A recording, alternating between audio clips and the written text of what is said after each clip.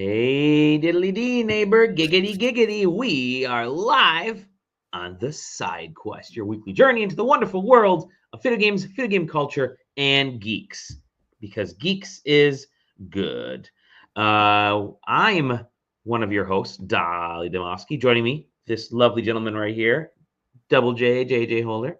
Yeah. Yeah, and joining us soon will be Virender, making his third appearance, I think. Yeah. He's actually just wrapping up another show, and then he's going to join us. So he's a busy dude. Yeah, as X calls him, new guy. New guy, yes, Yeah. yes. So it's good times. But yeah, he'll be joining us shortly. But yeah, how's it going, JJ? How are you? Oh, I am. You are, yeah. I is. I'm just limping along until next week. Yeah. What's happening next week, my friend? There's a small little thing across a gathering of a juggalos. gathering of juggalos, the 25th anniversary of the gathering. That's right. That's right. That's actually true. PAX East is next and week. Also, I am excited. And also the reopening of the giant milk bottle. So we get to terrifying. By the way, before we get into anything, I definitely want to thank our Patreon subscribers. Thank you to the executive. There's only one executive right now because we have a Tom says he's not a deadbeat, but he's had to put a pause for now. So Punk Defied is our current executive. Deadbeat. I mean, Tom is a deadbeat. It's pretty much been confirmed that Tom's a deadbeat since December. I mean, he just casually shows up and then disappears. Anyways, Punk Defied at PUNKDEFIED. Just a lovely human. Someone I'm actually going to be hanging with at Summer Game Fest in June. We bought tickets next to each other for the actual Game Fest showcase. That'll be kind of fun. By the way, those are way more affordable than the Game Awards. I may not go to the Game Awards this year because like $250 tickets, whatever that was, ain't happening again. I've put in the kibosh on these big giant things. This was, I think, with tax, with everything, with fees, it was like $70, which is very manageable. I'm not buying any. There's nothing I'm buying around that time frame, June 5th, June 6th. So I got plenty of money. But yeah, thank you. You've already paid for it. That's yeah. We'll chat about that shortly. Thank you to Punktify. Thank you again to our producers. By the way, I'm one of the producers, Dolly Demofsky. I keep forgetting to mention myself. Stefan Swanlin, good old Stefan, who also reviews games. Check out Stefan's review. By the way, I have another Stefan review coming up. I've got to edit it. Sorry, Stefan. It's taking a minute. I was out of town, and I'll get into that too. Zero, the prototype, who may be coming to PAX East. He's trying. Exagenous and Jeff Grubb. Y'all are wonderful producers. We also have friends of the show. We also have just general thanks. And there's all these different tiers. And if you want to just say hi, say hi. Again, no pressure. We're good. But yeah, no, we were on time. Yeah, we've been going for yeah. But yeah, I didn't. Oh, you didn't get the announcement? Okay, interesting. Maybe you should open your eyes, Exaggeramus. Anyway, so yeah, thank you to everybody who's part of the Patreon. Definitely appreciated helping chop down that bill tree. We got to chop down trees, pay off our bills, chop it down with the edge of your hand. But yeah, PAX East is next week. That'll be a lot of fun. You can go to sidequesting.com. Check out the pinned at the very top. Check out the party list. There's all the events. Then also, it reminds me, I should probably pin our party to the top of the page too. Which, by the way, we are like 10 to 15 tickets away from being sold, quote unquote, sold out, registered through Eventbrite. Again, you don't need to register. Just show up. Show up and mention side questing. They're just gonna keep letting people in until the fire department tells them to stop. Yeah, I mean, that's agreed. Agreed. And guess what? They want people to come in, so they may never tell people to stop. We do have some awesome. I've told JJ, a couple other folks. We have some awesome giveaways. We have somebody there who's going to be doing some fun stuff. Some folks well known through the PAX pipeline. So that'll be a lot of fun. It'll be a good time. Definitely a good time. We have our panel earlier in the day, which will be good too. Sorry, go ahead. This particular PAX is shaping up to be singularly like one of the most interesting PAXs. Oh, like, wow, yeah. There's some stuff. There's moving parts that are interesting about this PAX that I'm that's some of the. some of the things that JJ is alluding to, there are offsite things that we've been kind of invited to. Which back, offsite's back. Offsite hasn't been at PAX East for like since before the pandemic, definitely, but maybe even a couple years before then. Haven't seen like there are a couple bigger studios that are not going to be like bigger like floor space that's not going to be at PAX East, and yet at the same time, from what I've been told, like the show floor is pretty packed.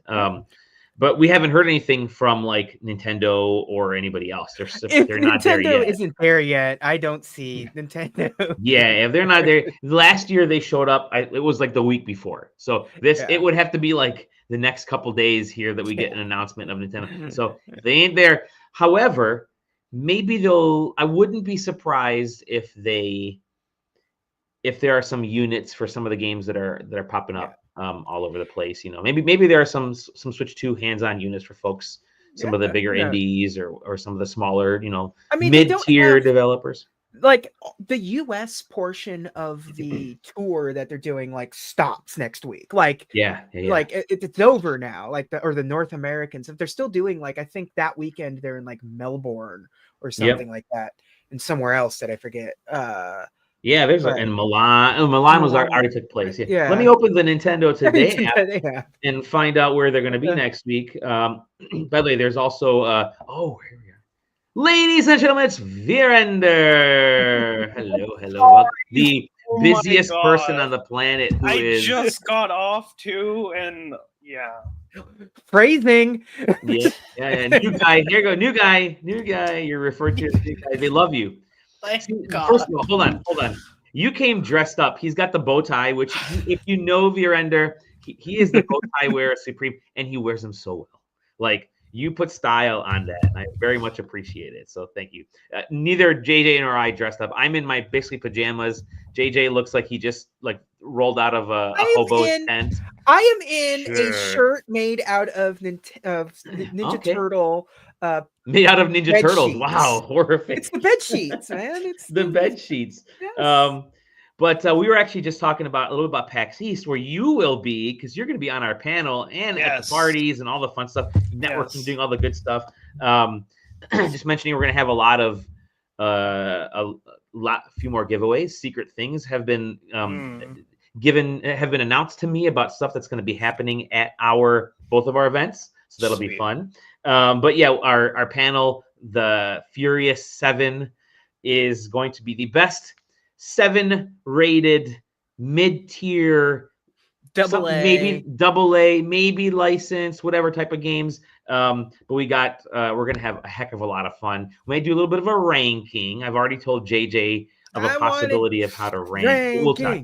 Ranking. And then we're going to have obviously the audience participation, because that's almost better than the stuff that we do. The audience loves to throw out their games, and some of these are games that just fly over my head until they say it and they give their, y'all give your wonderful reasoning behind it, and it's fantastic. And oddly enough, I've gone back and played like I will rewatch those videos or listen to the podcast, and I will go back and play some of the games that folks have mentioned. Well, what's funny is it's funny looking back, and because I've kept track of all of the stuff we've chosen. Sure. And it's a really impressive list of games. Like, yeah. Like I sent you the list, Virender.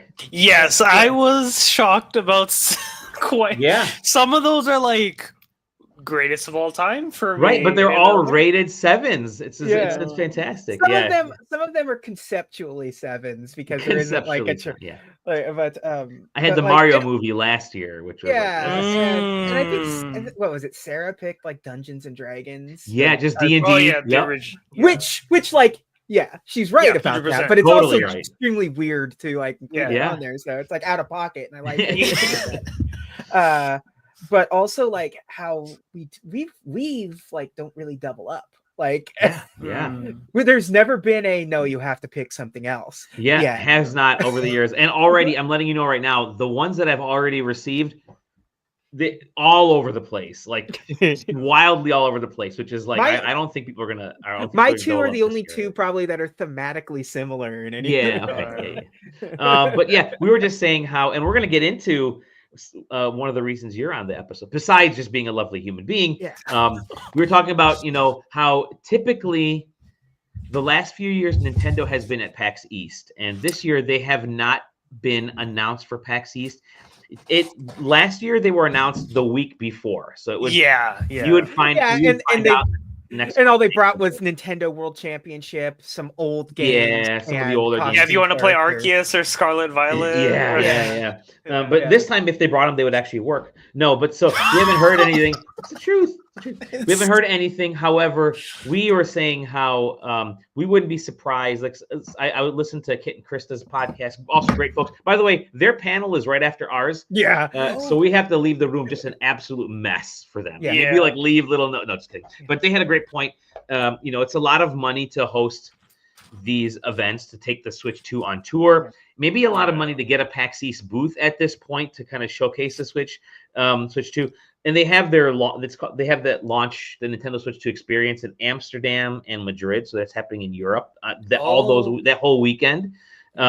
So I don't know if they're going to have all the gear to do it or what's going on. So, but you may potentially see, like, you look through the developer list, and there are definitely devs there that are working on, that have been, either announced working on.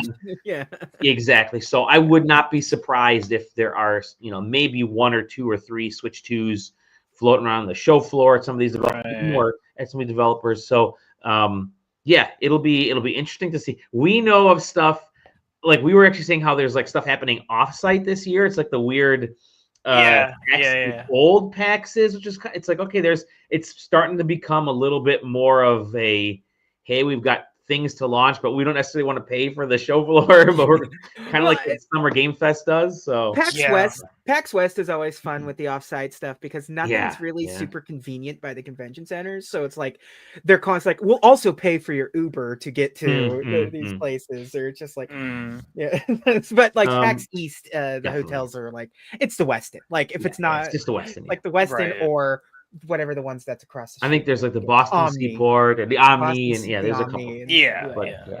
So that's PAX East. We'll see you all there. We will probably do an early podcast next week, just as a quick wrap up, and then we'll get in. We're going to do our live. So Viorenda, you're totally welcome. We will do at least one podcast, maybe that Friday after we've gone bar hopping. After we on site, unless we do live, we'll do live from the room. We'll all be in the room every year. Let's do it. We do one every year. We've had folks that are just losing their minds and going loopy, which is great because it will be like a hectic 2 or 3 days already. Yeah. But it'll be a lot of fun. So we'll have that happening too. But that's either here or there. Let's get into the actual gaming stuff. And there's a couple stories there's one big story that's thematic that's going to lead into what you have experienced. Before we get to that, I just wanted to bring up that last week was very interesting. A lot of stuff happened last week in terms of weird gaming announcements and releases and release dates and like Game of the Year worthy stuff. One game released, and I just started playing this game today using Game Pass Ultimate, streaming on my phone, using this bad boy right here. Yeah.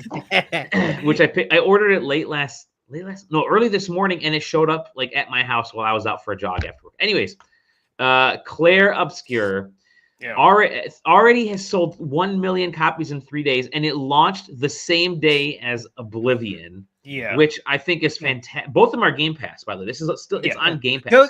Those numbers don't take Game Pass into consideration.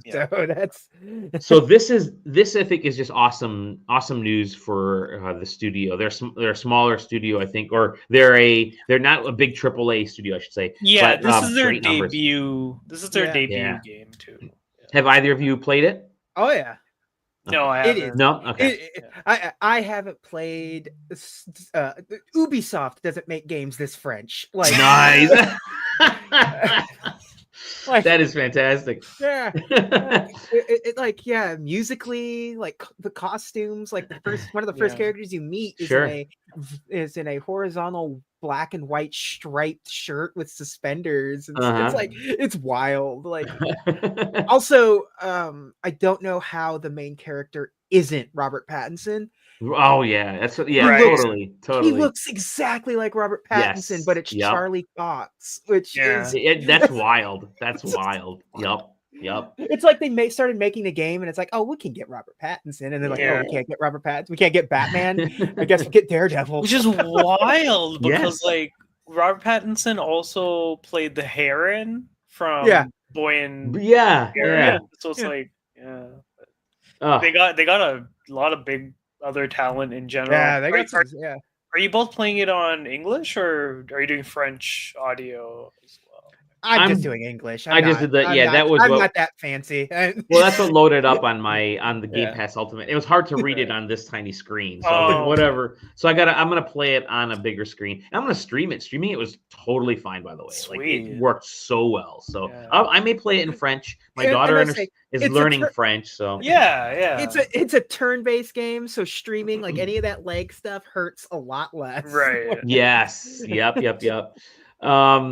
But so there's that's great numbers for them. That's awesome. I love to see new IP. People are loving this. Like they're already saying it's like GOTY level of like we've had a phenomenally successful first four months of the year in terms of high quality games. Obviously Blueprints, and then there was like Split Fiction, Monster Hunter, obviously which you kind of came in with, and then obviously because then that game is awesome too. So all these massive, like just phenomenally done games. And these are all, like we were saying on episodes past, is like, these are all after COVID. Like this is the new reality level of game development. And you're seeing such awesome high quality come out. It's just so cool. It's just great. In speaking of Split Fiction, have you guys heard that Split Fiction is getting a film adaptation starring Sydney Sweeney and directed by the Wicked director? Split Fiction, which has like that's whatever. It's a story, I guess. From what I've been told, it's like, hey, it's whatever. It's a game. It's a video game. But so you're getting a Split Fiction movie. Thank you to Video Games Chronicle for this one. According to Variety, a Split Fiction movie has been greenlit. It's been greenlit. Listen, game movies are it right now because we just saw that they're re-releasing Minecraft movie already with like a special, what do they call it, the Block Party version, which is like the rowdy edition of My daughter wants to go to that. When she heard about it, she's like, Dad, we have to go to this thing because it's going to be nuts. I'm like, that's why I don't want to go. It was already kind of annoying with people talking the first time I saw it because I wanted to see cinema. You know what's crazy? I went to the 20th anniversary of Revenge of the Sith yesterday. And like I didn't expect it, but like first of all, people came out for it. You mentioned, yeah. And like people were in costume. People were swinging lightsabers around. They were like hooting and hollering. Hayden Christensen does like that Tom Cruise style, hey, thanks for coming to the movie thing.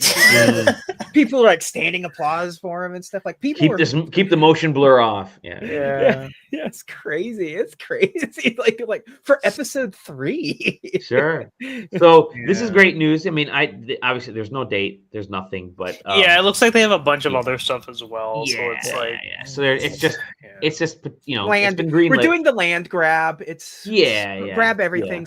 See what sticks because like at a point you're gonna have to come to the realization that what makes Split Fiction is that it's an interactive story and not just a story. Like what makes Split Fiction is how you interact with it, not just that the story is coming at you like Last of Us or something. It's just like all of his games are that way. Like there's a reason they've been working on a Way Out movie for that's right.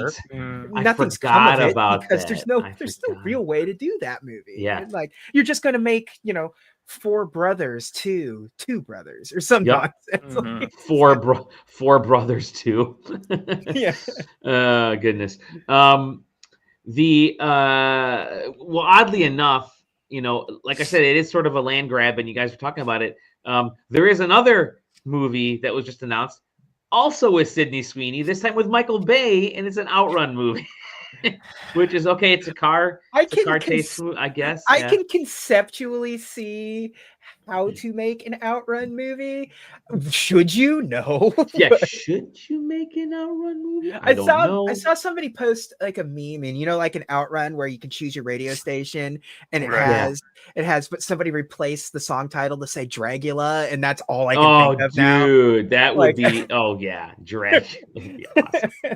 But yeah, hey, video game movies. I mean, we see how popular Last of Us TV series is. We see everything else. It's just they're gonna keep coming. Somebody posted a list of all the video game movies and products, like multimedia products in development, and it's astounding. It's a lot. It's just it's a new comic book. People are drained of comic books. They moved on to video games, and now. Yeah. I always tell people, like, when they're like, see that, like, oh, they're developing a whatever comic book movie. It's like, yeah, no shit, they're developing that. If Marvel owns it, everything that they have is in some stage of development, whether it be try to figure something out, put pen a script or something. There's everything right. In some stage of development. Right. Yeah. If it's a video game, some stage of development is being done on a movie. It doesn't matter. That Blade movie. The fact that they can't figure out how to make a Blade movie is really the most damning evidence.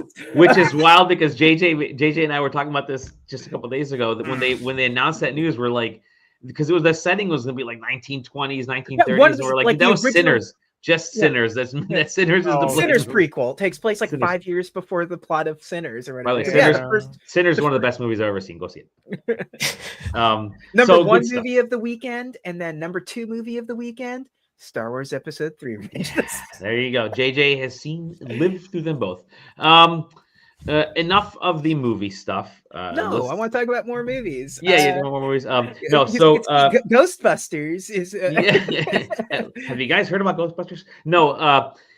It is all about the Switch 2 right now. So much so that we got to switch to the next segment. We got to switch to the next segment, and we're going to start off by talking about this wonderful pre-order situation. Went off without a hitch. Just completely fine.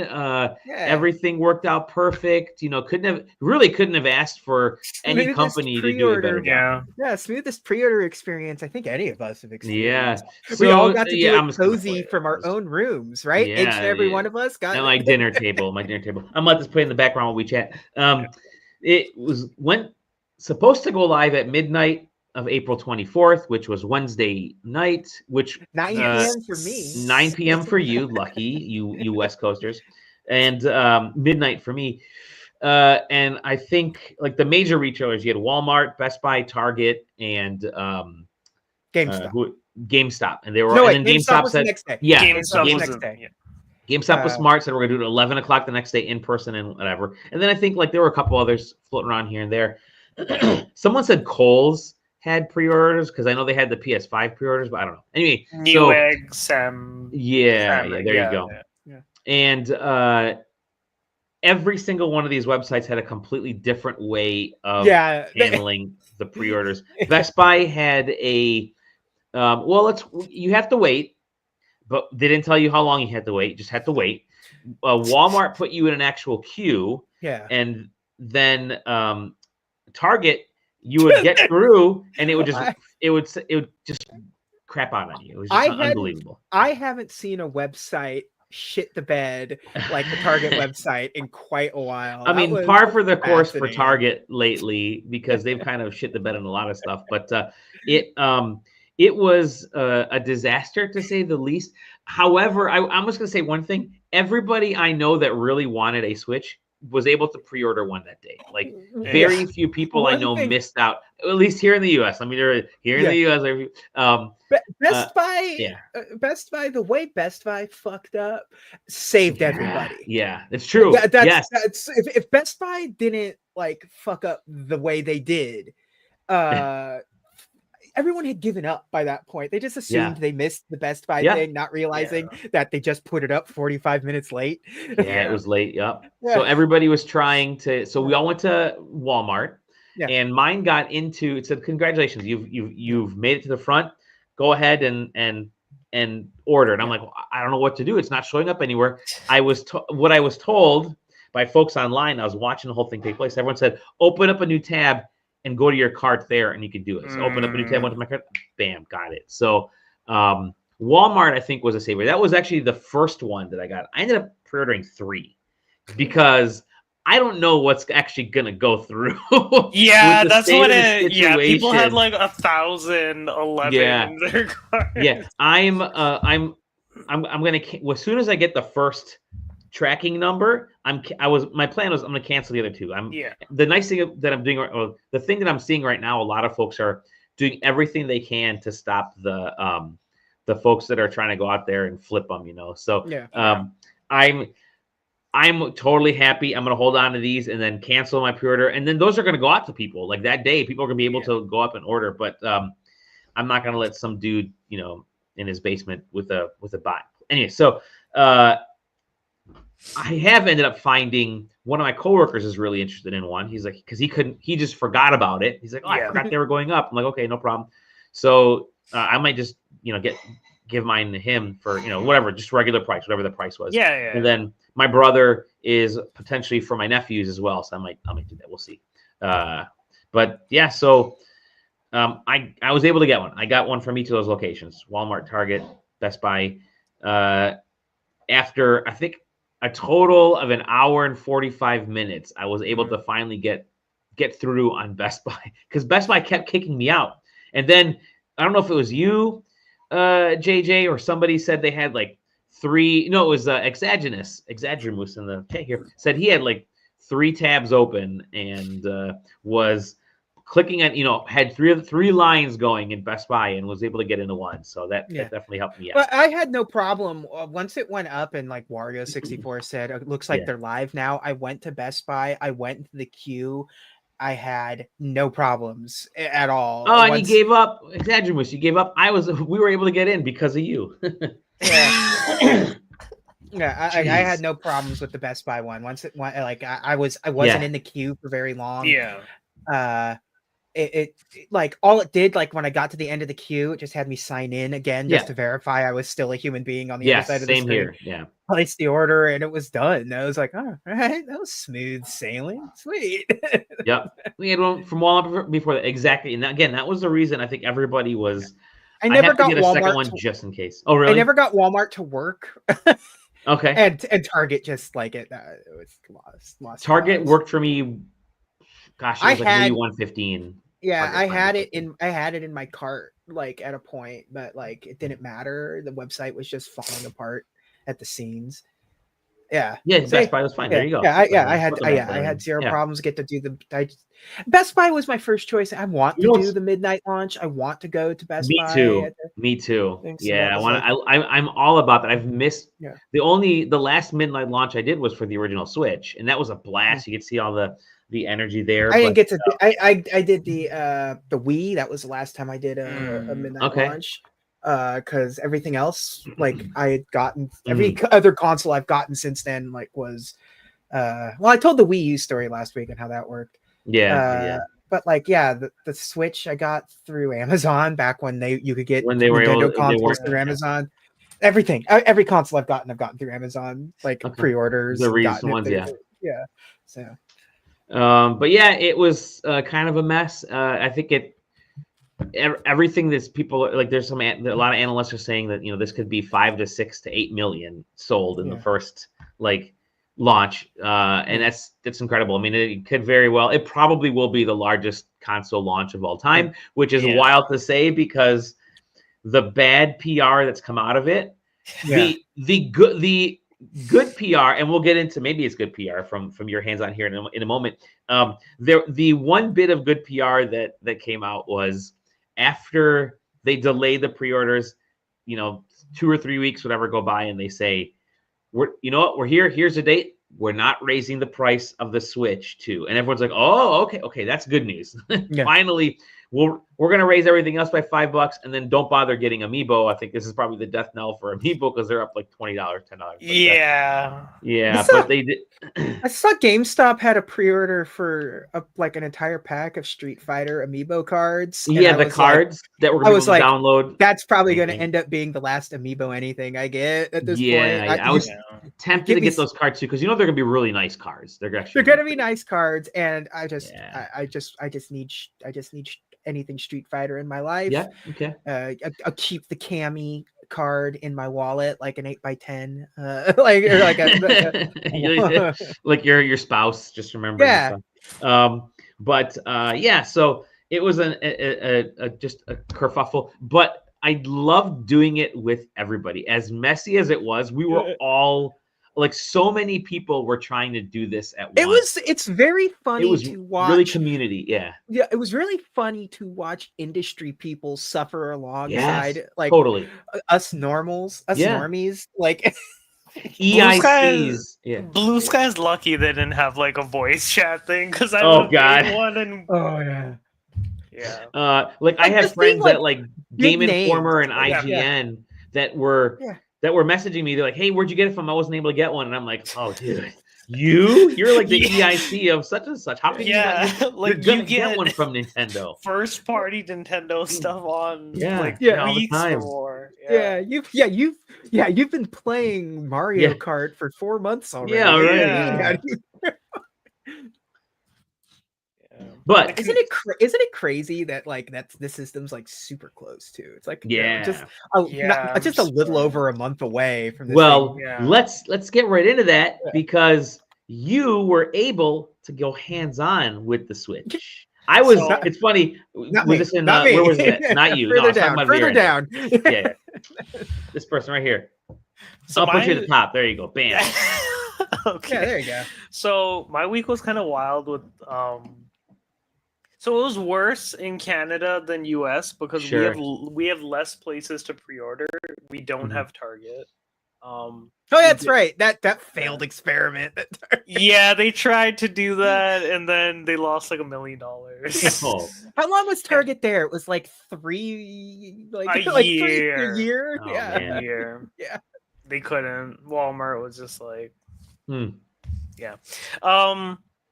So for me, I had to do the Canadian side, which is Walmart, and that was it.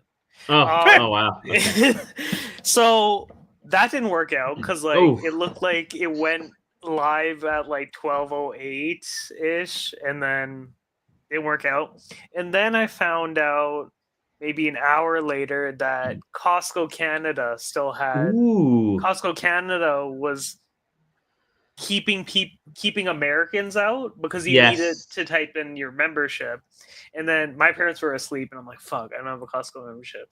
So then eventually it's always our parents who have that Costco card. Totally. Yep. Yeah. So then I did eventually check it out at like 2:30 and then it still didn't. I'm like, that's inevitable. And I have a friend in Canada and he pre-ordered his from Costco and it was canceled almost. They pre-ordered more than they had to pre-order out, so pretty much everyone got canceled. It was around the same time, right? There was some midnight stuff happening, right? So for us, our Best Buy Canada one was noon the next day. Okay. And GameStop was also noon the next day. Okay. And then, so the only ones at midnight were Walmart and Costco, which people figured out after an hour maybe. But I heard they had like Costco ones for Canada until at least like 2:00 because like people didn't know as well because it's like that's people just didn't know. So we only had like two options at 12 a.m. really. And then a lot of people didn't get the Walmart one, of course. And then for our GameStop one, we had noon of the next day. But then the thing with that, for online order, but the thing with that is GameStop opens at 11. So then if you try to even do the online thing at noon the next day, it's already been open for an hour and people already are going to go in physically. So I played Kazan for like 4 hours until like 6 a.m. and then it was 6:30 and I'm like, wait, what if I just went in person and stood out there? And it was just like an instinct way because I'm like, yeah, like why not? So at 6:40ish, I got a lift to the nearest GameStop. I was there close to 7, and I was first in line. And then people started showing up. I'm like, yeah, that was like, but like, it's also like everybody had the instinct of like showing up because like nobody was talking about like, oh, let's go in person or anything. People were just like, this is the only option they have left. Sure. So the store was going to open at 11 to do pre-orders. A lot of people started lining up in general. It was nice. Like I took a picture, but it's all because I'm just like I don't know because I'm like so tempted. It's like it's almost 7:00, and I'm like, this is really the only way to do this. Sure, yeah. Like the most archaic method, quote unquote, because it just didn't work out for anybody. And about it was like 10 a.m. so about an hour left. Manager came out, was going down the line of what everybody wanted. If they had enough, they were just checking off like specific stuff, like specific games people wanted to pre-order, accessories, what bundle, what console. Mine was pretty easy. I just wanted the Mario Kart bundle, and that was good. Yep. Other people wanted like accessories or camera or this and that, so they had to do that. But and then at 11, it was kind of in and out for me. I paid $300 deposit. Okay. So our Canadian price is $630 for normal, and then $700 for the Mario Kart bundle, which is like the way to go cost wise. Yeah. So I got in and out, and then I picked up some sushi near there because it was lunchtime, and then then I went home pretty much. Like I was like, damn, like there was really nothing else to do in that. Like that was almost a important thing because I needed for work opportunities. And then I was like, yeah. And one thing, because I haven't bought in GameStop for so long, was like, I'm like, oh, can you email me the receipt as well? They're like, no, we don't do that. And I'm like, oh fuck, now I have it. So I have to like tape it somewhere where I don't lose the receipt. Take a photo with your phone. Honestly, yeah. So I still have to pay like $400 plus for it. Less left when in a month pretty much.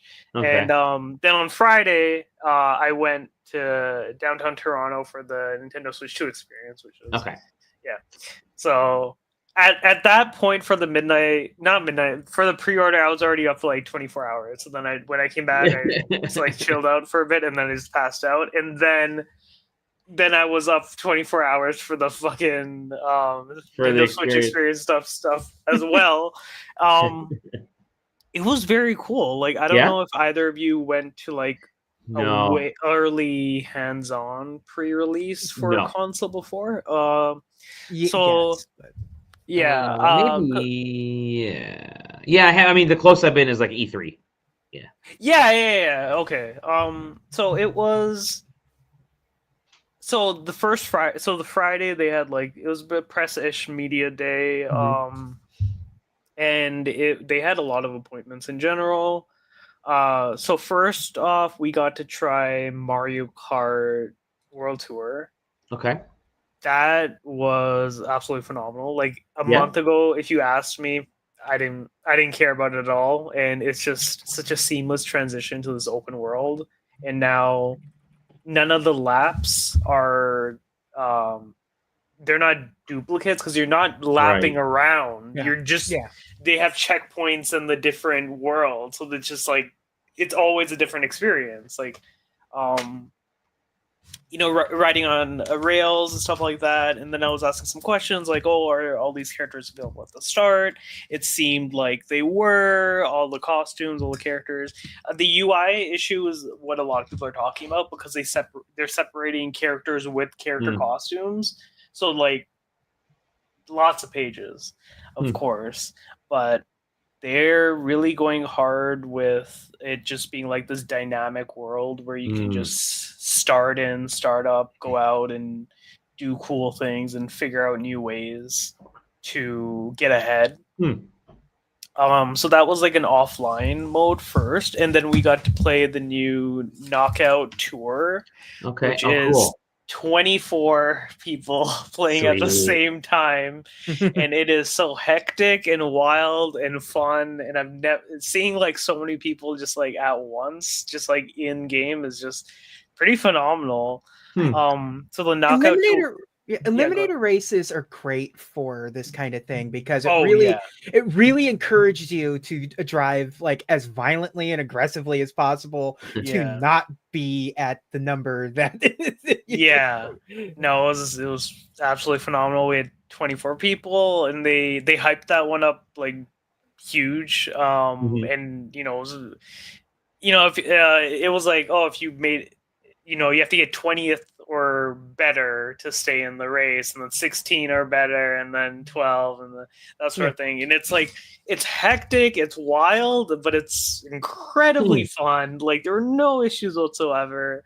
A lot of fun with that as well. I feel like that is going to be the big knockout tour is going to be the big get in for people. And then after that, we got to just kind of, they had a bunch of different games, and just we could play up to 7 of them. And so they had Civilization. Oh wow. Street Fighter, the year 1-2 bundle thing. They had Split Fiction. And Kirby, so a lot of like remasters of Tears of the Kingdom, ports. But they did also have Donkey Kong Bonanza. Ooh, that is an absolutely phenomenal game. I think I got like maybe 15-20 minutes of like playing it until it's like, thank you for playing. But like playing it, I'm like, this would not work on Switch original because the way you can smash and destroy things in such a specific way, and how like it doesn't come back unless you like press the start and like have everything like unsmashed, but it's just like Donkey Kong. I know a lot of people were hoping for a Mario Odyssey spiritual successor in some sense, or a direct sequel, but I think this is like phenomenal. Donkey Kong has so many different moves. You can pick up different rocks and throw them, or you can attack, spin attack, ground pound, just like, and you can climb up on anything pretty much. So, and the way they do collectibles is also like, the map is like fully 3D, so then you can find like hints of where collectibles are. So you'd be digging like way deep down where like you wouldn't think to until you find a collectible, like the artifacts, or if you loved getting the moon shards or whatever from Odyssey, then the bananas for this one are the big. Well, that was the thing about Donkey Kong 64 is they had like 6 different banana colors you can collect, and it's just like you were spending like years collecting every banana. Yeah, it's great. Like he has so many variety of different moves and different things. Ground pounds, you can see like picking up blast bombs and it changes the entire arena. It changes the entire like map permanently until you want to reset it. But it's just phenomenal all around about what you can do. You don't really get stuck when you're like digging down or anything, because Donkey Kong can just climb up on anything really. He looks amazing, like his coat and fur and everything is just like great in real time. The water effects are so nice. It's just such a great game in that sense. I got to play a tutorial level, which like is in the mines, and then the first proper map, which is Laguna Beach. And like I pressed start and looked at the map, and there were like 63 collectibles, and I'm like, okay. So like, yeah. So I was like, damn, this game's like massive. So I got a chance to just like roam around a bit. That first map is like really gorgeous. It uses like water effects really well, and like little pools of water. That just phenomenal game from what I've played. I think that it's probably going to be disappointing for a lot of people that it's not a launch title, because it is like 3-4 weeks, but it feels very much like we're putting all our resources into this as like the spiritual successor of Odyssey in this world. And I think so many people are going to have fun with it, especially because of just the way they just built up Donkey Kong as a character this time, just from the ground up, just from facial animations and more of just an open world where you can do anything. It's very cool, and I feel like there's going to be like a lot of interesting experimenting of how to go about beating levels or getting to specific places, and trying new things. Especially, I definitely think it's gonna be a game of the year for a lot of people. Sweet. From what I played, yeah. So I played at least like 20-30 minutes. Yeah. That was like the only Switch 2 like specific. Yeah, that didn't have like an original or an upgrade pass. And then I did get to play Metroid Prime 4, which the game exists after like 3 redos, maybe 4 redos probably. But like when you think about it, the last Metroid Prime game was like 2005, 2006. So that was like Wii launch for Prime 3 Corruption. Early, it was a very early Wii game. Yeah, and they've at least have 3 or 4 times, like confirmed 2 times, but I feel like it's more than that. But so that'll still come out for Switch as well. There's no proper release date, but I got to play a bit of it. I honestly thought, so I never been to a preview event, so I thought like they would kick me out on like the timing of when it ended, but no, I could have just like. So I did rush a few games I played. So Metroid Prime, I did rush a bit to play, put in a few minutes, but no, it's So I got so a big thing about the Switch 2 is the accurate mouse controls and being able to do that. So like I was playing it like this with like 2 separate Joy-Cons, but then anytime there were puzzles where I had to like destroy specific sigils, I could just like hit 1, 2, 3, 4, and it was like just so accurate as well. Oh, wow. Like incredibly accurate. It's like on the fly flipping, right? Yeah, so then it zooms in a bit, and then it just like goes, and you can just shoot them, and then you still just play like a normal FPS. You can also like aim and shoot. You can also just lock on and do that. It was more falls are there too, of course, and finding collectibles here and there. Scanning is back. People love scanning, so scanning is there. I think they gave you like a lot of life and whatever, because like it's the demo of that sense, but it was just like such a gorgeous game. Like the fights are pretty thrilling, and there's a lot of interesting action stuff going on, and it's very cool. Like one thing that was very different that I saw was like there are like NPCs that are like trying to fight the enemies as well, so you're kind of like near them as well, which I haven't really seen in a Metroid Prime game, because those are very like solo sort of excursions. There was just, I thought it was just fantastic being able to just easily play in how you wanted, if you wanted to do more FPS or just like switch on the fly or anything. Just a lot of cool ways to go about doing stuff, and just great and challenging and exciting. Awesome. And like it's kind of wild to have them like release this as a dual thing as well, but I think that is a big step up for people who were just waiting for this for so long. I think this is just I didn't get to try any of the psychic powers or anything because I don't think that was there at the start. Like, what I was hearing was that nobody was able to try out the psychic stuff. Yeah, which is a bit of a disappointment in that sense because that's the big mechanic they were focusing on. But it's also like this is the first Metroid Prime in so long, so like let's just have our basics that are good.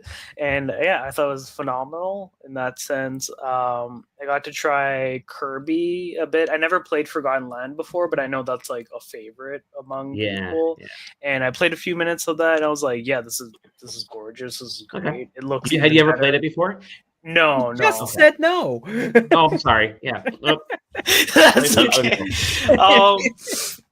So I think like the thing is like the upgrade packs for me and the remasters, I feel like they're specifically catered to me and not like anybody else. Sure. Bravely Default wasn't there, but I never got a chance to play that on the 3DS or originally at all. And I think like that's a great get-in. I got to play Street Fighter 6, which was great. It had the first I think the 8 DLC characters. So they had like it's like a championship bundle, which has like, I think it's $50 or $60 and it has like the base game, all the characters, just like everything in the past 2-3 years. Yeah. And it's going to include the future ones too. So yeah. So. But by the way, let me say this. For a lot of these extra, like the Nintendo Switch Edition games that are the ports like this, the Zelda games, like Kirby right now, you can get Kirby. Like they're selling the game for what was it like $79.99 or $69? Which is essentially it's the base game at MSRP. Nintendo's $59.99 because they don't want to drop the price, plus the $20 on top of that for the DLC. That's essentially their DLC is $20. You can get Kirby right now, and I'm looking on. I just did a quick Google search. There's like $45 you can get Kirby, which is actually a pretty good price for that. So if you don't already have Kirby, $45, and then just get the DLC, $20, which is the upgrade later on, or hop on Marketplace and get it. But so that's a quick little side tip for people that are looking to get into these. You don't have to buy the Switch Edition because those are going to be like $80 at launch. Go buy like the Switch version and get that upgrade pack for $20. That'll save some money. I feel like that's the best way to go about it, especially because like Nintendo Gold points don't exist anymore. So just go buy a used copy if you can. It's the what they were doing with the PlayStation 5 where there was just like I can just get the version for like half the price and get the PS5 upgrade. I didn't get a chance to I didn't even know if the stuff I was playing was like new stuff because it was the start of the Kirby game, but it will have a lot of new stuff in general. So it's very like I was telling the person there for that, I'm like, this is because I just wrapped that one up kind of quick because I'm just like, this is pretty much catered towards me because I never played that game. And Street Fighter was great as well. Like there were no issues there. I didn't ask them. I forgot to ask them if there was going to be cross-platform for that or not. There is, I believe, right? Yeah, okay. Everything is so far, so I'm going to assume that they wouldn't launch the Switch 2 version if they don't get to implement that at this point. So. I mean, they are going hard on it with amiibos and cards. I hope that there's a really good fight stick to come out for the Switch. So they're gonna have to make this. It is crossplay from I just read it is crossplay. Okay, sweet. It should be. I got my amiibo or not. I got my all no leverless. I'm ready to go. It's like just let me use this on my Switch. I'll be happy. With the USB, I should be able to. Right. I also know like that Kirby game is like a lot of people like. I've never heard people like 100% a Kirby game more than that recent one. Forgotten Land is so good. The deal with the Kirby game is that it's one of the first Kirby games that sort of feels like a fully realized video game.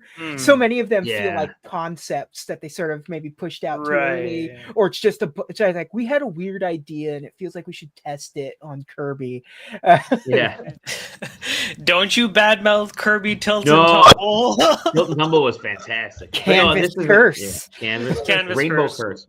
Yeah. But yeah, this is actually Rainbow Curse is like the only Rainbow Curse and Nintendo Land are like there's only like 5 Wii U games that haven't made it over in those two. But and Exaggeramus is right. Like Kirby's Dream Course is like S tier Kirby.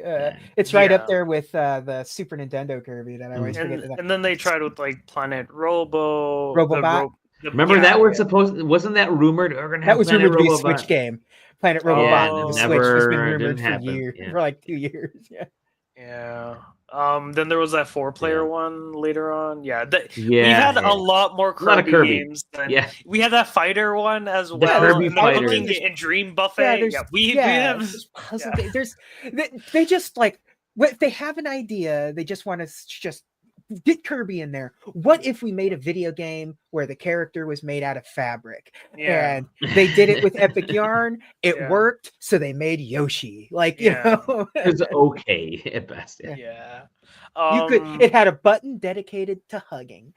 I mean, the Boy and his Blob had the same thing, and that should happen more. So. Yes. I'm all in on that. I also got to play Split Fiction, which I haven't played before. That one is also they're doing. I don't know if it's for the current Split Fiction or not, but they're doing like a Game Pass thing, game share thing. So if one person has the copy, then another person can just play. I don't know if that works for like the ones that are out now for Split Fiction, like on PlayStation or on Steam, but they did say like the Switch one, you just need one copy and you can invite somebody to play. And you can play it on the OG Switch as well. Yeah. Which is wild. Yeah. I'm like, how does that? Yeah. Turn the Switch into a I like Joseph Ferris is like, fuck it. We're gonna do this. Go ahead. Yeah, who cares? Who cares? I'm Joseph Ferris. I can do whatever. Yeah. So that was cool. I played for a few minutes. Interesting. I don't think it's something I would buy, but I think if somebody else bought it, then I could game share and play with them. Sure. So those were a lot of the double ones, and then then one was another exclusive, which is Dragon Drive. That's the one I want to hear about. I posted a video of it. Me playing that. I don't know if you saw that or not. I saw that. Yeah. So that was my most anticipated game. I think for all of us, really, it was the most because it was the most innovative. It was the most what can we do with these mouse controls that are? That's the thing I'm most interested about because mentally that seems like a nightmare to play.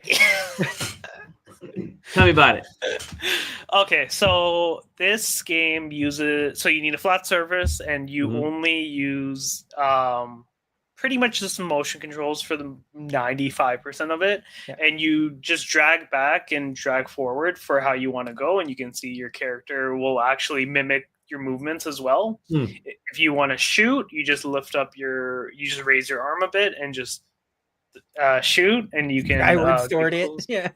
But it's very exact, and you know what? Your arms do get tired after you do a lot of rowing back and forth, and we're all gonna have massive Popeye shoulders and Popeye arms. Honestly, that's just evolution right there. Yeah, evolution.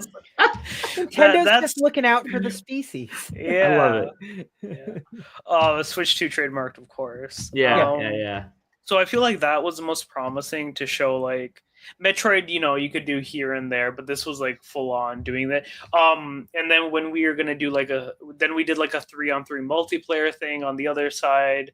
But before that, one of the workers was showing me that I can do tricks with it. So you lift your arm up and then you can spin the ball to make it go faster. You can wave to be like, oh, pass to me. You can clap as well. And I'm just like, like it's very pass me the rock. Come on. Yeah, pretty much. And I'm just like these are like really accurate sensors of like what's happening. Look. So I absolutely loved it. I think the 3v3 stuff is going to be a lot of fun. Cool. I don't think it has. I feel like it is a launch game, but they didn't really say that. But I did feel like I think they said later in summer, so it's probably like end of July, beginning of August. I'm gonna guess. Just within the launch window. Kind of. So near. Yeah, I feel like that's still perfect.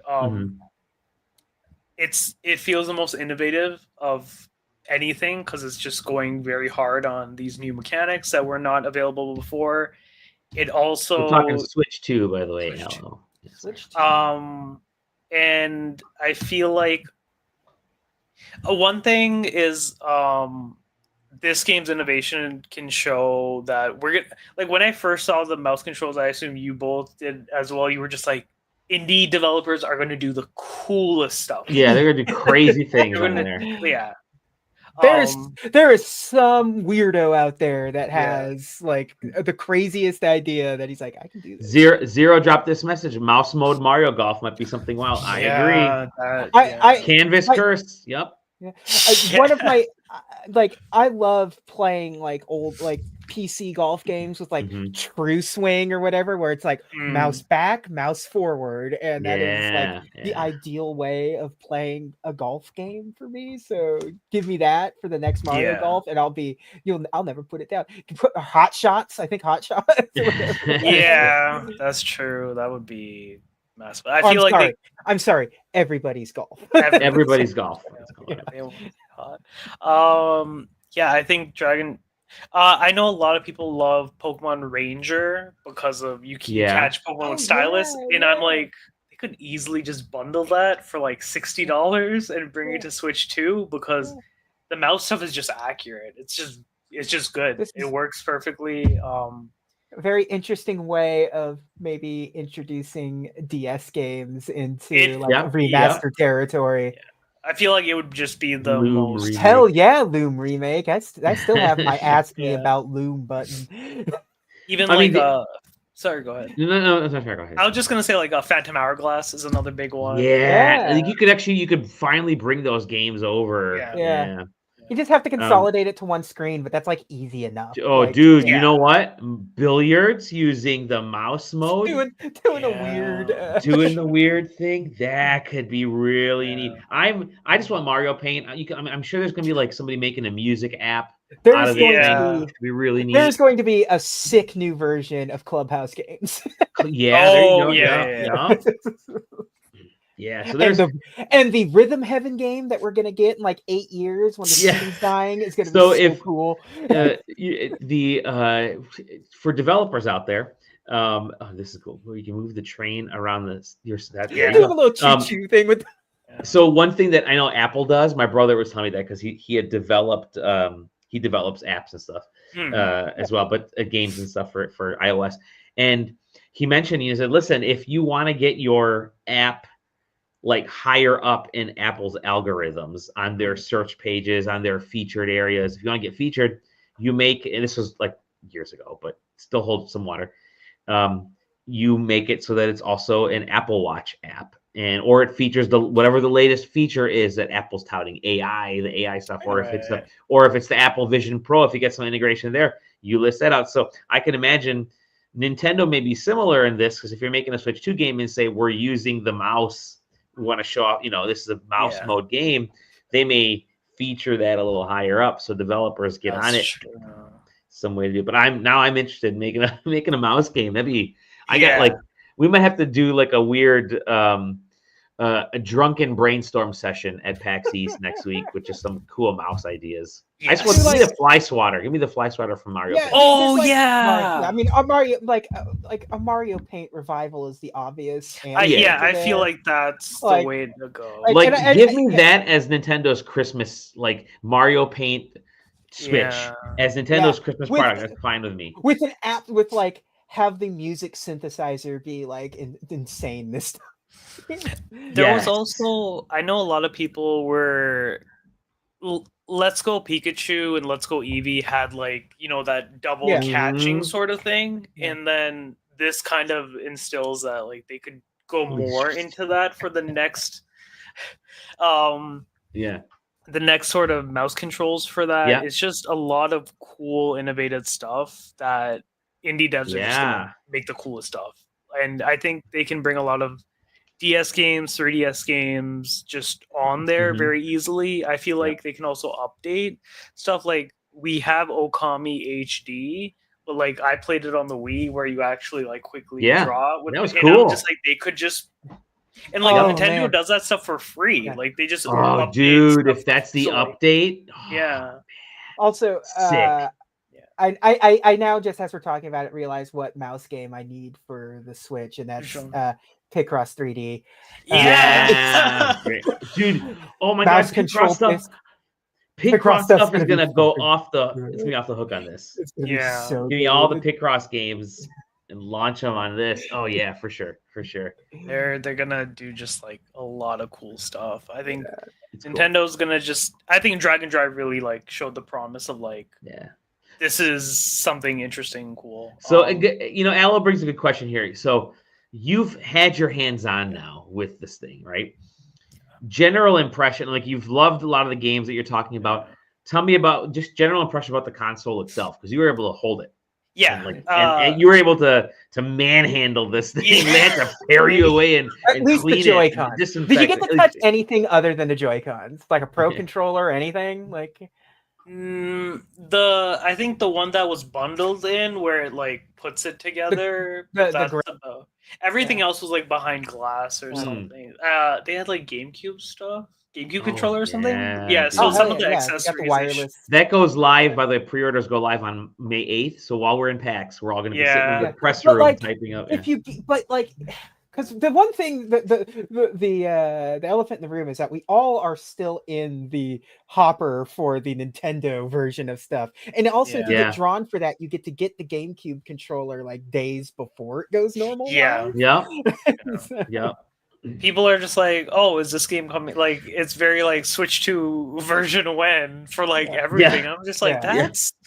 I've never seen that before for like. For the original Switch, nobody thought that, but like now it's like 120 frames per second. Yeah, it's so fascinating to be returning back to a time because there was like in the early days of gaming, people were when's the NES version of like this arcade game coming, or whatever, and we're back to that again because it's like people actually are interested in like ported versions of games again, and it's super weird. It's super kind of fun. And I don't know. There's something charming about like. It's the fun kind of consumerism, not the crush style version of consumerism. There were some games there. They also showed that they were also showing my sign thing ran out, so I couldn't even try it. But because like you get to play like 6 and that's it. Oh, it's like a punch card when you saw game. Oh, interesting. They gave me that's. You get it. You get a bag. Oh, dope, dude! You put that on eBay and you've paid off your Switch 2. That better be coming to PAX. I want to see that thing. They also showed that like some of they had some GameCube stuff. So they showed the original Wind Waker. Some people were playing. I know like XD Gale of Darkness, Pokemon Coliseum, like those. A lot of the GameCube stuff is just coming day one as well. They were saying because they announced that like the Pokemon games were coming, but they didn't say when. The only ones they said were coming at launch year. That's all gonna be first year. Like launch day was Wind Waker, and F-Zero and Soul Calibur. Yes. Yeah. So I think maybe baby. All-timer Dash as well. Maybe if I remember. It wasn't announced just day one, but I think. Okay. Yeah. I think it's. I can't imagine them putting Double Dash out this year. Just some people were like Skies of Arcadia. Like they showed. Let's do it. They showed a bunch of. So they showed like some the Fire Emblem on GameCube, Path of Radiance. There's a weird thing with GameCube games because like a lot of like the all-timers are like who owns that now? It's like, there's not going to be eternal darkness on this thing. Like, I don't even like Silicon Knights doesn't exist anymore. Yeah. They don't. I guess the license is up now, and Nintendo can bring Eternal Darkness to. Somebody was talking about it the other day. I was thinking about it. And I was like, is that one of the games that they legally can't sell anymore because of the lawsuit that Silicon? But it wasn't made in the Unreal Engine, so it's fine. It's safe. Yeah, you can't, it's too human. You can't play anymore. X-Men just find a bunch of ones in Walmart for I'm telling you. But like Smash Brothers Melee, I mean that game's people. That's gonna make people think, oh my gosh, check out this really amazing Smash Brothers game. That with online is I'm telling you that with online. If the online is competent with that would be pretty good. Yeah. Oh, there you go. So the sanity meter is no longer patented. So that's why they're able to go ahead and do that. And they can put it out. Yep. Interesting. Man, that would be a big get if that lands. When and if that lands on the Switch too. That'd be big for like preservation reasons too. Because it's just like, But sweet. I also feels good though. Yeah. Yeah. Oh, yeah. I was telling them like, oh, I'm so scared to like pull the magnetic thing up, but it was all good. It was all fine. It's like very rock solid in that sense. It's not much bigger. Like it doesn't feel much bigger, anyways. I mean, I've held a Steam Deck before. I don't have a Steam Deck, but it's a lot more manageable, of course. All the games are great. It's just like kind of surprising on just at a technological level of how much it can do. It has voice chat implemented on it. It has multiple USB stuff implemented. Like the back, the shoulder sort of stand on is very different as well. It has fans on the proper dock and like it's just a lot, and like each of the Joy-Cons have like where the ZLR stuff is, like all that is censored for the mouse. It was great. It was awesome. The magnetic stuff, I feel like that was I feel like that was a concern for a lot of people because like if it fell or anything, but no, it's very good, solid. Awesome. I think just like a lot of people just enjoyed the event as well. I got to play that little sort of the welcome tour. Yes, so I played. How was that? I had a few different games. I got to try the UFO one where like so that one was cool because like you just use the mouse and you just like move around with spike blocks coming down and you just try to like avoid. So I know that one's gonna be about like $10 and that will be a launch one. Okay. But it was very cool to have like your avatar go through like the different buttons and the different places, and so it's like just a bunch of mini games, different types of mini games, and getting different high scores and stuff, but also being like an informative museum of the Switch 2, which I think is very interesting because like that's how Astrobot started. I mean, I wish it was free or packaged in, but JJ and I were saying we're going to be the kind of suckers that end up picking it up. Like $10 is that threshold where it's like, you know what? It's just $10. Yeah. I feel like it'll be at least coffees at Starbucks. Yeah. Yeah. I mean, I feel like it'd be like $3 to $5. Can't hear you, JJ. Can't hear you. Might want to. My internet was going crazy. There you go. Yeah, sorry. Things. There we go. I was saying the one thing that bums me out about the Switch 2 is that they didn't go with analog triggers. Yeah. Because that's also going to make, if you don't have the GameCube controller, that's going to make some GameCube games really wonky. Like, like, because like they had to fix it for the Mario 3D collection because Mario Sunshine has analog trigger support. Sure. And like without analog triggers, some GameCube stuff's not going to work right. Yeah. But the wireless controller has the analog triggers still. Yeah. And racing games are kind of a bummer without analog triggers. So it's like, sure. Forza Horizon 5 probably not coming. Yeah. I feel like the website is just going to be down when people try to pre-order that as well. When that happens. Yeah. I think it's an absolutely fantastic console for just like technological reasons. But I also, if you didn't have any Switch before this, so like if you didn't even have a Switch Lite or OLED or LCD, I would not recommend just like going straight into it because like the other ones are so much cheaper and a lot of the upgrade pass stuff if you want to.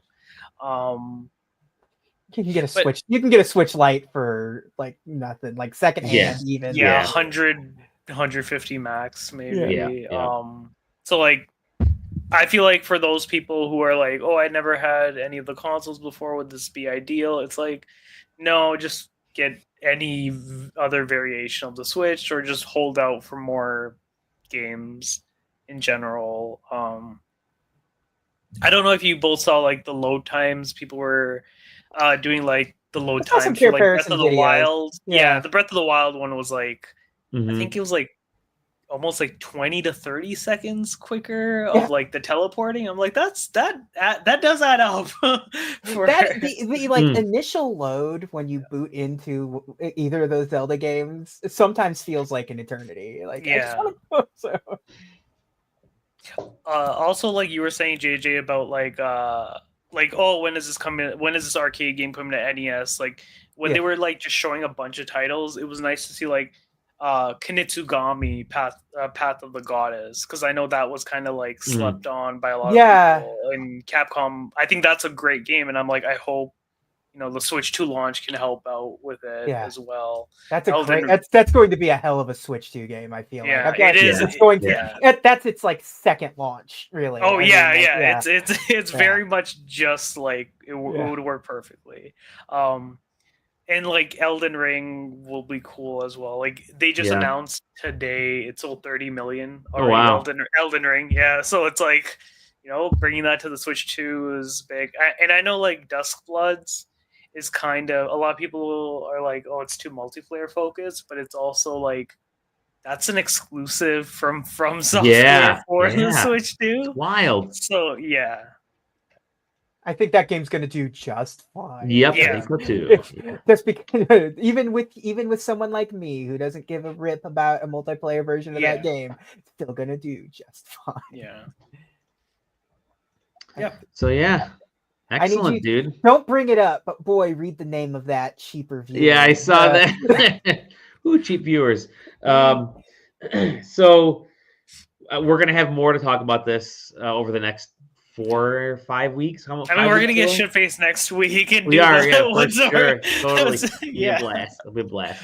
But I definitely appreciate you telling us this, because I've loved hearing I love when people get to go hands-on with this kind of stuff, because it helps paint a picture of what you can expect, rather than, if you can't go see it by yourself, seeing a video on a direct. I understand it's a video. They're always going to show you the best stuff, but talking to people who actually went hands-on and the things that they're finding, I think, is always the most valuable. A lot of families were there, a lot of kids were there, so it was just like a good experience, because Nintendo knows how to like properly get everybody and have like a bunch, like kids aren't gonna do the demo for Civilization, but like that's for the older audience, but like kids are gonna try Kirby, or they're gonna try Street Fighter, or those other games as well. So like they definitely blended the event and experience just for everybody, from like just people who you could tell that like some of these kids have just like Switch Lites, and then their parents have like the Switch main console itself, and like it was just like a phenomenal experience in general. And I think Nintendo hit it out of the park. Nintendo got a lot of practice with those Nintendo Live events that they were putting on a couple years ago. Like the one that they did in Seattle that coincided with PAX West, wasn't part of PAX West. It just happened to happen the same weekend in the same building. But like it was a well-oiled machine. Nintendo knew exactly what they were doing, and it was able to push people into like, you could see exactly what was for kids, what was for me, what was for well, let's just kind of get over a couple little games that we've been playing. We're already at an hour and 20 minutes here.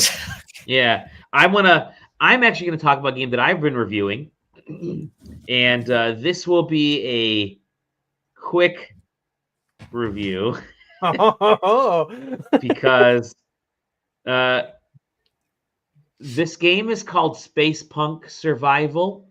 I was gonna make a crack about calling it Space Junk Survival, but I'm not gonna be that bad. But this game is not good. Except you just did so. Anyway, but so the game is not good because it's so Spacepunk Survival is designed. It is designed to be sort of a classic first-person shooter on a space submarine type of thing. Yeah, you're on the space thing. Have either of you ever played this game or okay? But you're seeing exactly what this is. It is multiplayer only. Okay. Now here's the bad part. I got the code on the Switch, which means there was nobody available to play. And I've been going back. The reason I got this code like weeks ago, I got the code after launch. And I've been going back regularly to see when there are people available to play, and there has been hardly anybody because this just doesn't look interesting. It's just so what the game is. It's just hordes. It's hordes of aliens. You can explore the ship, but your whole purpose is to like take down these hordes. You can do the multiplayer. I played alone. I was able to play some of it alone, but it's just hordes of aliens and like this kind of like classic like mid '90s, but in HD. Version of gameplay, and that's it. I mean, it's really what it is. There's hardly any animation for these aliens. Like they just sort of like slide over, and this looks like a bootleg version of that. What was that DS FPS Moon? Yeah, kind of. Oh my god. So really, what this is, and I say this a lot about these kinds of games, and for the most part, it is true. But it really does feel like, hey, we're learning how to make games, and this is something we're able to put together and give it a shot. But the fact that it like Xbox, this is an Xbox video Xbox about logo really hit hard, right? Really hit hard at this one. But it's it's just a horde mode game, and there's nothing special about it. I mean, it really is. If you want to support indies and have them learn, wait till this goes on sale. But there's nothing special about it. Like you can like win cash, and that's like leaderboard stuff, and you can like improve some of your weapons and stuff, but there's not. I've done it before. I've been doing it forever in every game, and there's there's been better games in this genre for the last 20 years. There's usually another game to go with the game. That's exactly. And so there's nothing in this, and Spacepunk Survival, I didn't really survive.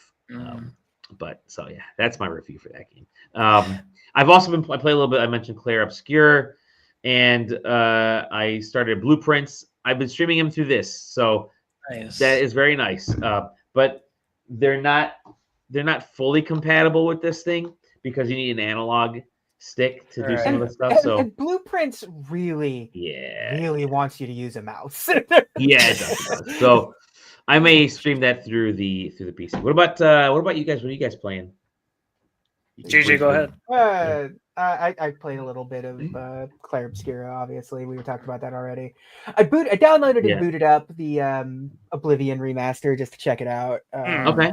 I have no intention of like actually sitting through and playing through Oblivion again. Yeah. I just wanted to like get that nostalgia high. I just wanted to watch Patrick Stewart die and then kill some things, and then I'd be on my way. And it's a beautiful game. I'm gonna stream that with Game Pass Ultimate through my PC. Probably. I'm genuinely impressed. I built this wonderful Marvel Lego logo. So you got that? Nice. Yeah, it has the fun features. So you push the buttons and they like pop out and do stuff. Got a little Iron Man. Oh my! Iron Man jump scare. Yeah, let's see if we can do it again over here. You get the that's dope. Now you gotta find those pieces, put them back together. It's I cool. managed to get an F1. We stopped by Kroger on the way home after my daughter had driver's ed today. So I'm like, we stopped by Kroger. Sentence available. And I'm like, I had to get gas, fuel, petrol. And so then I'm like, let's just go inside real quick. I'm gonna grab some. I've had this like recurring cough, so I have to like get the chest congestion stuff. So I went and grabbed some Dayquil, and I walked past the Lego aisle, and they're the little Lego F1 minifigs. So I'm like, $4.99, got me. That's it. So I'm they were doing like blind bags of the minifigs. Blind bag of F1s. Yeah, of the cars, like the actual little cars and the racer. That's very cheap for that. I feel like that's like maybe it's $5.99, but still. Yeah, that's still cheap. That's still very cheap for that. Because like the speed champion, far away from me. The speed champion cars are like $20-$25. Yeah. I got one of those too. So that one's over. I'm staring at that one right over there. Oh, I assume you're both gonna get the Nintendo Lego stuff when that comes out. Immediately, I got the Mario Kart coming in a weeks. The Pikachu one, the Pikachu one, and the Game Boy. Yeah, the Game Boy. I'm so excited. Also, I've been playing still to this day a lot of WWE 2K25. Okay, that's good. I'm like, last year I put in over 100 hours in WWE 2K24, and it's going to be more the same this year. And I checked out the new Forza Realms update that just dropped, which you get to like nice. There's like an ice hockey rink that you can do shit in and stuff, like all kinds of crazy new things, because it like just launched on the PS5 as well. So it was like new content to go with the new version of the game. And it's not, by the way, it's wild how much more the games are selling on PlayStation than they are. Indiana Jones. God, it's wild. I mean, they're for a reason. Sony wanted Microsoft wanted to put it there for a reason. I mean, look, Forza Horizon 5 is such a killer game, and it's so good. It's so good. I think it's like Mario Kart 8 and Forza Horizon 5 are those two types of games that are two games that I will play forever. I'll play Mario Kart 8 probably after Mario Kart World, after I'm done with that. Like I'll still go back to Mario Kart 8. It's good. You're getting and Forza Horizon 5. And what's cool is you're getting two different experiences. Like 8 isn't irrelevant because it's a completely different type of gaming experience. Yeah. It's the Forza Motorsport, Forza Horizon situation. They mechanically are the same, but what the two totally different experiences. Yeah. Cool. What about you, Virander? Anything else you've been playing? So I wrapped up Kazan a few days ago. So that was maybe more than 80 hours. I was very that was just one playthrough, just phenomenal game. Call the collectibles and ending, and then there's like 2 more trophies after doing some you'd have to play it like over again, but like phenomenal game. I can't favorite Souls, I just gorgeous on PlayStation 5. They added more and more quality of life changes to level up specific skills quicker as well. And I'm like, wow, it's been more than a month and they're still adding more. They made it look better, which I didn't even think was possible. But it's just fantastic, phenomenal game. I hope it doesn't get slept on this year. I know we've already had like a bunch of games coming out. I did dive into Blueprints as well. I'd say like 5 or 6 hours, maybe on day 20-ish. It's great. I mean, it has turban representation as well, which is so surprising. There you go. We're getting all the spammers come in right now. Love it. And then after Kazan, I'm like, I want to that was a big game, so I'm like, I want to try to play a lot of smaller experiences as well. So Creepy Dinosaur Redneck Mansion 3, which is a match 3 Metroid. That's a great game. It's that's the Strange Scaffold. Yeah. So this is their next game. Yeah. I forgot about that. I wanted to check it out really bad. Yeah, it's great. I think I'm on chapter 4. There's a lot of exploration that you can go back and try different things. It's pretty difficult on some of the encounters. Like I've died a few times, and that's like nice to see for a match 3 sort of game. So it's not just letting you do easy mode for a long time, but it's like match 3 stuff is always just so wild, because I still remember Puzzle Quest and some of those other types of similar style games, and let's do it, man. Count me in. Oh, we're getting rated. All right. Hey, how's it going, everybody who's rating us on Twitch? Nice to see you. Keep it rocking. Y'all rock. Bam. Sweet. Yeah.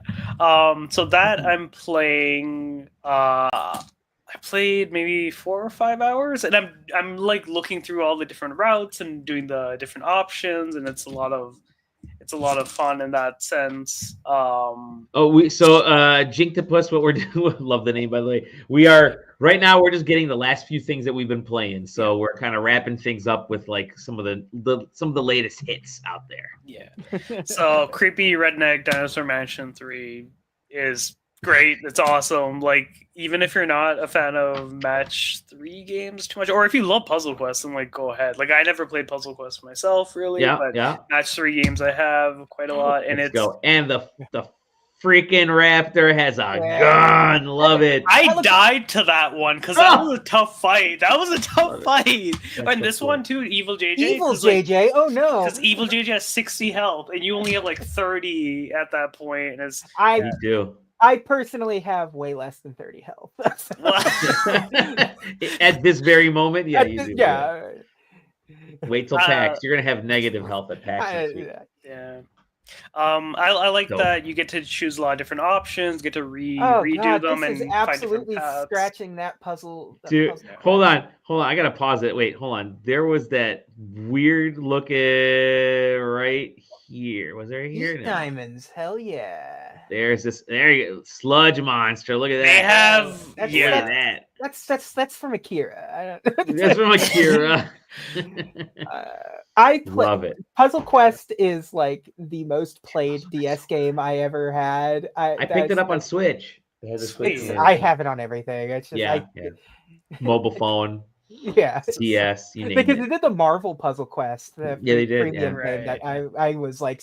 They did a Doctor Who type of game like that too. Yeah. So the game is like this cool subversive meta commentary about releasing games and having games be like, developers having to like put random assets or how they're crunched a bit, and it's like this meta commentary happening in the story, and you're trying to just like figure out how to fix all this stuff that are like glitches and random, and it's just this cool thing. Sweet. Outside of that, I'm just I went back to play Wonder Stop again, which is the tea making game, because I streamed like 3 hours of it when it released on the day. A lot of people watched it, a lot of people liked it. So now I'm just going through that as just smaller games and enjoying those. So indie games. Sometimes you just need to do like a few games at a time and just like it. Ryan on the site mentioned one time, it's like you just got to do like this taste test. Just spend a day and knock out like maybe an hour to 2, 3 hours, like demo length of a game, and just enjoy it, because you can't play everything all at once. And right now we're just so freaking packed. Again, granted, thank you for Mr. Bill Gates, whoever, I don't know who's running it, Phil Spencer. Phil Spencer. I don't even know who's in charge of Xbox anymore. But for Game Pass Ultimate, I can just stream it while I'm at the office in meetings. Play some games on my phone. That's the one. It's the only console that'll get through my company Wi-Fi or VPN is streaming through Xbox on the website. So that's where I've been playing. So it's just nice to do that. Just freaking absolutely. I'm glad all the time. Just do the demo or do some free content. Just play a little bit here and there, because you can, like I said, you can't. I'm still. Everyone's laughing at me because I'm still playing Xenoblade Chronicles 3, and I'm like 85 hours in, and I'm just finally finishing Chapter 5, and there are 8 chapters. And so, and you know what? Like, we live in an era where and we live in an era where there's a lot of like weird stuff is back. So it's it's good to just try out the weird. Dude, was it Nubby's? I need to play that game.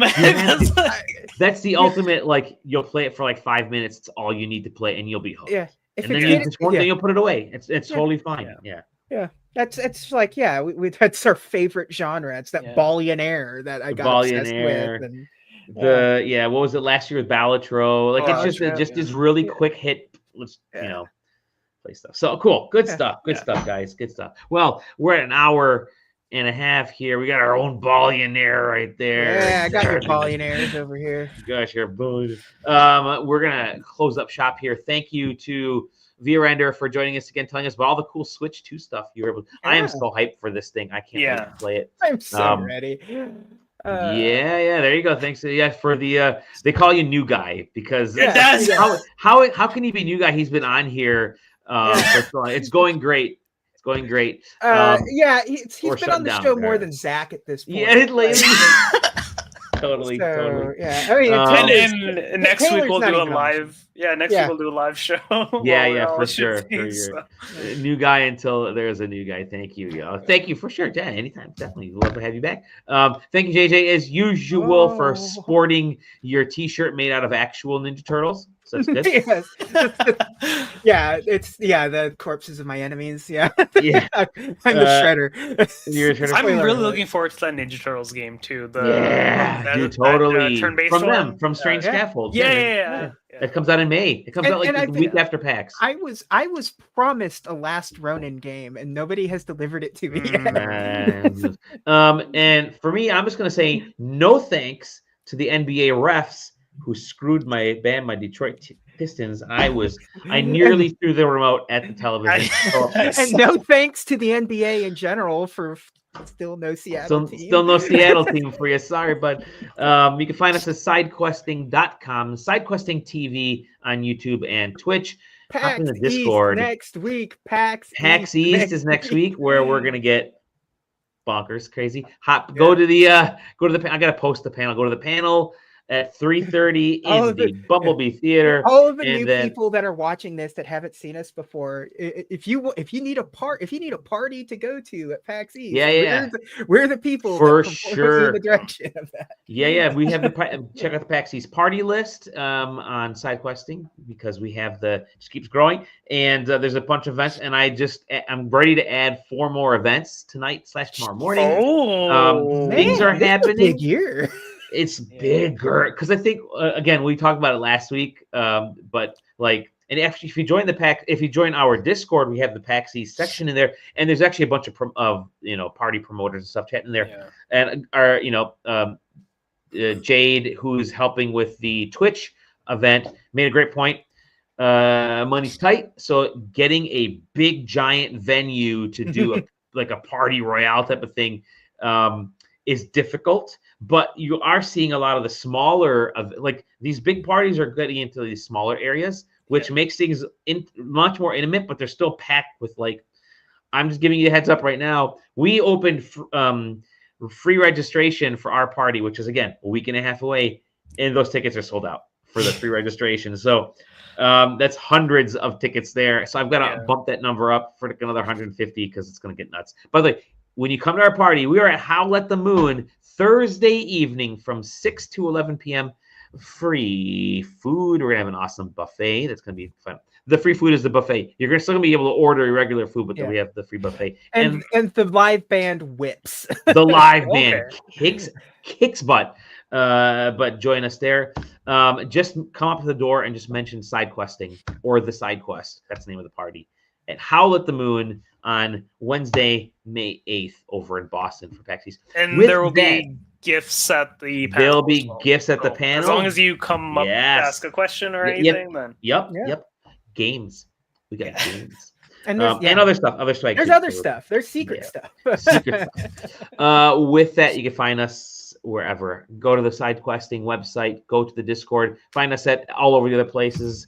We'll see you on the next episode of the SideQuest. I'm going to sleep. Good night. Toodles. Take care. Bye. Thank you, all you new people.